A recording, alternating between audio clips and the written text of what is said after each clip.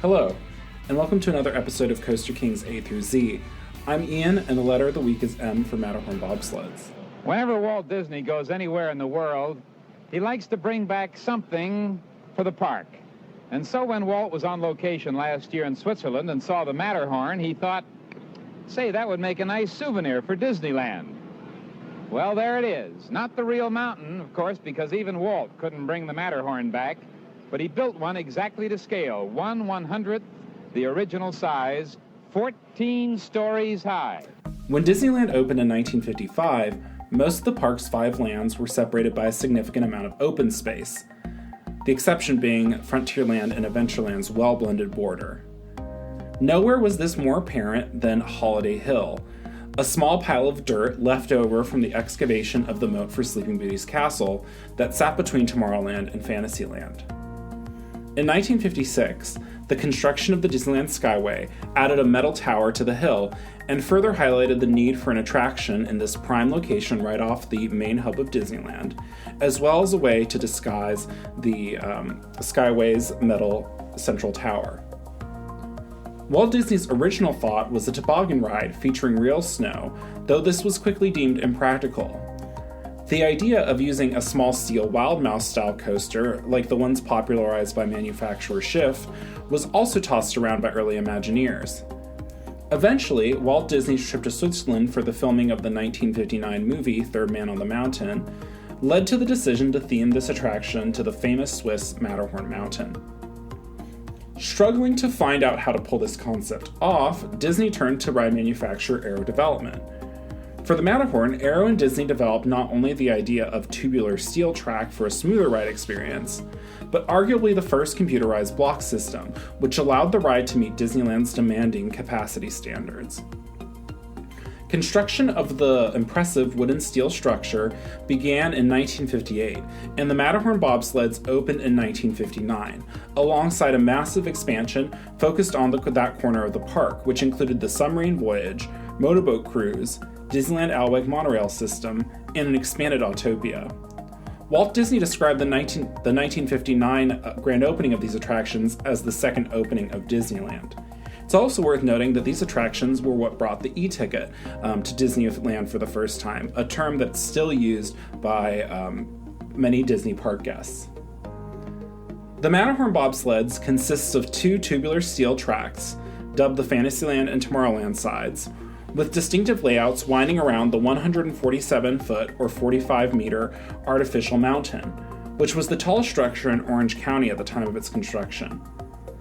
The 2 tracks both feature an enclosed lift hill alongside each other, reaching a maximum height of 80 feet or 24.4 meters, a track length of a little over 2,000 feet or 610 meters, with the Fantasyland side being slightly longer, a top speed of 27 miles per hour or 43.5 kilometers per hour, multiple encounters with an animatronic Yeti, and both end with a thrilling splashdown into an alpine pond, which coincidentally acts as a brake and cooling system for the train's brake pads. Speaking of brake pads, each of the Matterhorn's tracks are able to run up to 10 trains simultaneously due to the ride's block zone system. Aero developed a system of brakes and drive tires along each track that break up each track into zones in which trains can be stopped if something goes wrong. This innovation can be seen in most of today's major coasters, at least in some way.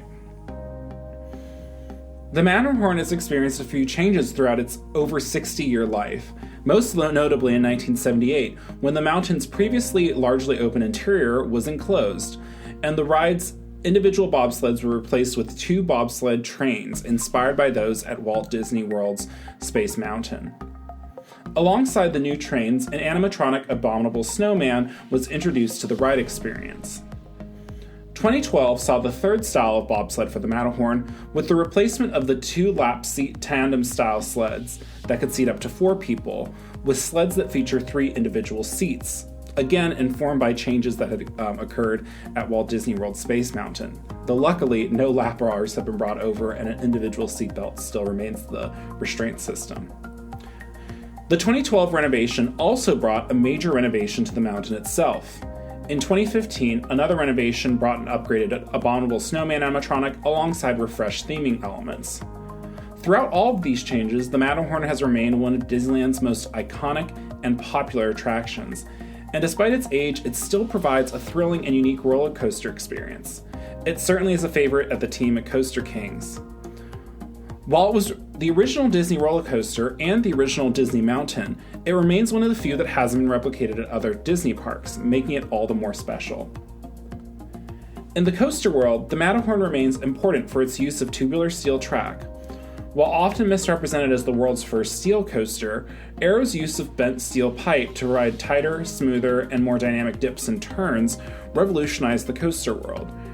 Arrow would use tubular steel to bring the inversion back to roller coasters in 1975 when they opened Corkscrew, and tubular steel allowed for the invention of the standing, inverted, and flying coasters. Even Arrow's final coaster, the Fourth Dimension Coaster X, has the core of the Matterhorn's track design in its DNA.